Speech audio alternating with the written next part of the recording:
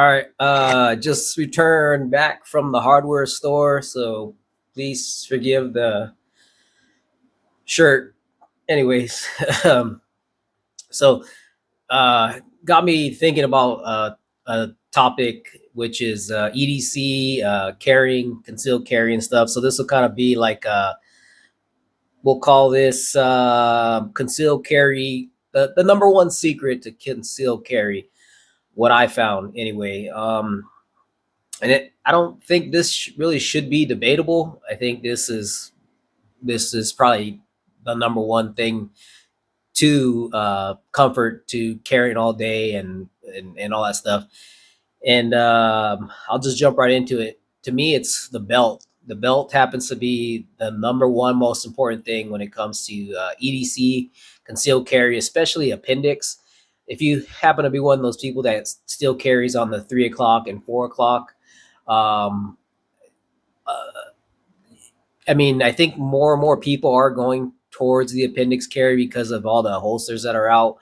I think people are still buying T Rex, but mostly now it's a lot of other companies that are doing the sidecar versions or whatever attachments. Like Tier One has multiple different stuff, as well as teaming with Modern Samurai Project and their little thing and all that stuff. But appendix seems to be the way that most people do carry. And when I first started carrying appendix with something similar to this style of holster, I can't remember the name of. I can't even remember the name of the one that I first had. Um, but it was very uncomfortable, and it took me a while to figure it out. It was because of the belt. I think I even had the little squishy thing on the back, whatever you call it. Anyway, it doesn't matter. But it was uncomfortable because of the belt. So the belt was pretty much pushing everything around and not really sitting where it needed to be. So we'll just take a look at what I have on today. And as you can see, I don't know what you can see as far as printing, but I have on the this is Tier One concealment holster. They're Aegis Axis. I don't know, Elite. I'm sure whatever with the PDP compact, and so the this is happens to be the Hunter Constantine concealed carry belt. Not to like plug Hunter or nothing, but I got this around Christmas, and now we're in October, so it's been about 10 months or so that I've been wearing it, and by far this has been probably my favorite belt. Previous to that, I used to use the Anson belts. They're almost always $50 unless you buy a deal where you buy 3 to 2, like 3 belts, 2 buckles, or vice versa, and then you get them basically. I think 25 to $50 off. So instead of it, so 5 things would be what 225 or something. You get them for like 200 bucks or a little less. So basically, you're getting something free, and I've done all that. This is an amazing belt. This is a great belt, very rigid. What I like about it is the adjustments, the clicks, and everything. I think it's like quarter-inch increments. But the belt was real rigid, and the best thing about it is when I would sit down, I would just flick the little latch right here and loosen it up, and as I got up, I would tighten it up. And being keeping the your holster and weapon closer to your body, tighter and closer to your body, is going to help with the concealment. And you can pretty much carry anywhere all day. But the thing about the Hunter belt is that it's got the elastic, so it's got the stretch, so you don't really have to do that. So like you see, I keep sitting down and up, and it doesn't really change. So when I would wear the Anson belt, I basically had to adjust it, and that's fine. But there's other options and cheaper. Definitely the Hunter Constantine belt isn't cheap. I don't know what they're going for now, but I think when my wife bought it, it was like 115 or something like that. They may be more. I don't really know. I don't keep up with that. But I'm primarily, I think, only carry appendix, and it's either one of the two options: this single style, the one I have on, or periodically. This was my first dual sidecar type holster, which was a T-Rex holster for the P365. I think this is probably the longest dual type deal I've been sporting for a long time. And this one, the size and the lightness of it, I can kind of wear it with athletic equipment, and it pulls down a little bit. So I think with the hunter belt, you can use that underneath basketball shorts and stuff like that. Well, actually, I know you can because I witnessed. If you watch his videos, you would see Dakota, the tall, lanky um, white guy that's in his videos, and he carries that way, and he competes with matches and everything. And the guy's extremely fast and everything. Not because of the belt, I think just because he is. But anyway, so that's something like that, like with elastic, you can wear anywhere.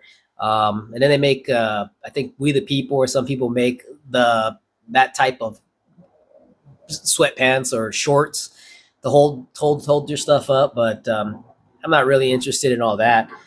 But I think so. Go back to the most number one secret is the belt. Doesn't really matter the holster so much. You want to get your holster right, but as long as you have the right belt, you can pretty much do whatever.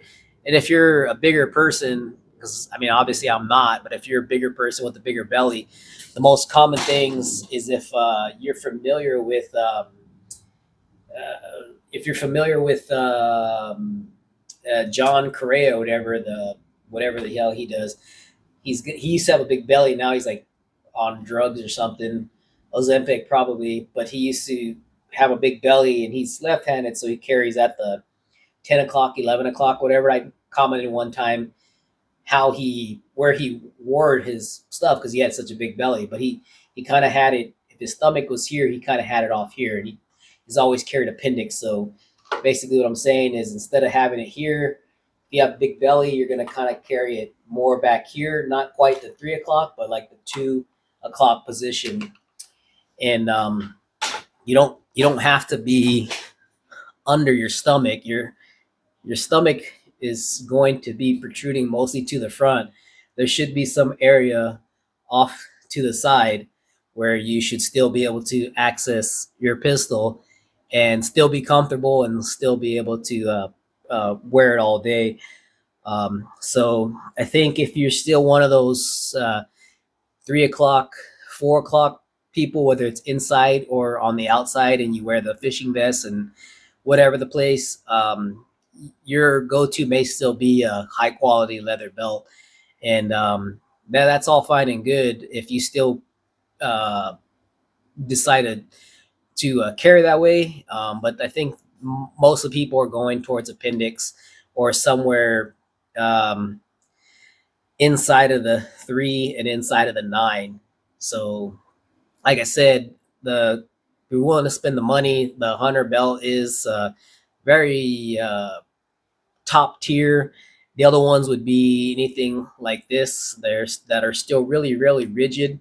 I think they have core essentials, and I can't think of all the names. I know I bought my son 2 of them or 3 of them. He asked for a really good belt a Christmas or two ago, and we bought him one of those. And as far as I know, he really loved the belt.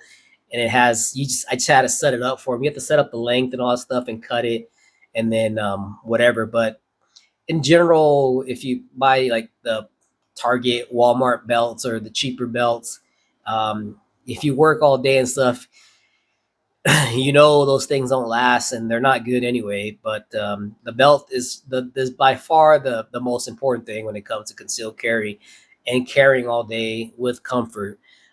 So it, I mean, I don't know which belt you should buy. I don't know your size and all that stuff, but those are great options. The only downfall with these Anson belts has been the the deal, the little um, bar right here that goes into um no, it's this bar right here that uses the little activator attachment for the clicky stuff. I think I've broken a few of those, and then just recently, after I still have the original belt from when I bought it, and we bought it in 17 or something like that.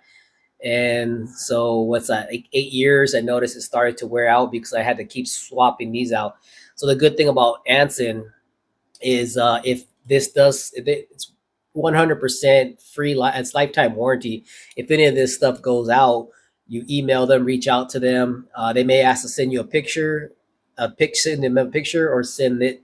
I don't think they asked to send it back, but they wanted to see a picture, and I showed them whatever, and they asked what I wanted to replace it, and they sent it to me, and I didn't have to pay for nothing. So basically, you buy one of these belts for $50, you can guarantee it's going to be life. You may be down. I think these last about 2 years if you're wearing these every day, and they go out. I mean, but it's mechanical if you think about it that way, and that's the failure point. Especially if you're loosening and tightening and loosening and tightening, you're constantly putting pressure on that because of your weapon and or you're gaining weight or whatever. But so there you have it. The number one secret to comfort in EDC, especially appendix, is the belt. So if you have any other questions, I guess comment and then like and subscribe, please. And any ideas for anything else you might want to see or hear me ramble on about, just go ahead and leave me some comments. So anyway, all right. Thanks for listening to the rambling.